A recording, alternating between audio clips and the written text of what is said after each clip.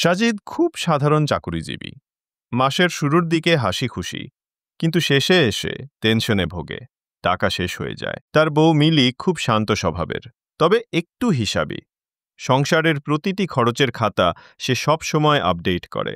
একদিন সাজিদ রাগ করে বলল, তুমি সব সময় খরচের হিসাব না করলে কি হয়? জীবনে এত কঠোর হও কেন? মিলি কিছু না বলে শুধু হেসে দিল। কয়েক মাস পর সাজিদের মা অসুস্থ হয়ে পড়ে। অপারেশনের জন্য বড় অঙ্কের টাকা দরকার।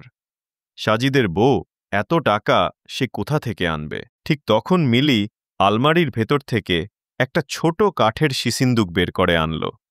সাজিদ বিস্মিত হয়ে জিজ্ঞেস করল, এটা কি? মিলি বলল, তোমার হাসি, তোমার মা বাবার নিরাপত্তা আর আমাদের ভবিষ্যতের স্বপ্ন, এইসবের সিঞ্জয়।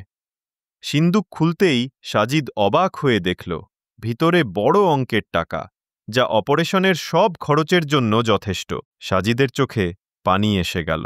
তুমি আমাকে না বলেই এত টাকা জমানো কেন? মিলি শান্ত গলায় বলল, কারণ স্বামীকে শক্ত করে দাঁড় করানোই বউয়ের সবচেয়ে বড় দায়িত্ব। তুমি বাইরে যুদ্ধ করো, আর আমি ঘরের যুদ্ধ করি, হিসাব দিয়ে, পরিকল্পনা দিয়ে। সাজিদ মিলির হাত ধরে বলল, আজ বুঝলাম, হিসাবী বউ মানে কৃপণতা নয়, সে হল পরিবারের অভিভাবক। সেদিন সে উপলব্ধি করল যে বউ হিসেব জানে, সে শুধু টাকা বাঁচায় না, সংসার বাঁচায়।